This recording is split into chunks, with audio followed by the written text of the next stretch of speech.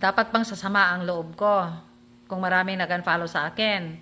You know, in a month, I have, sometimes merong 400 plus na nag-unfollow, merong 600 plus na nag-unfollow, minsan nagiging 900 plus na nag-unfollow, pero naman, kapag tinitingnan ko yung nagpa-follow, they are in the thousands, 3,000, 4,000, 5,000, so, hindi ko na yan ikasasama ng loob. So, hindi natin mapipilit yung mga tao na gustuhin nila or nagsawa na sila, nanawa na sila sa mga ina-upload natin.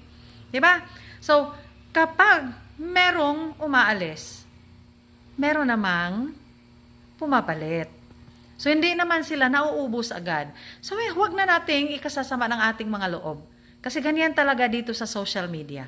We cannot please everyone no matter how hard we try. Yun. Kung meron kang unfollowers dyan na nakikita, then just be thankful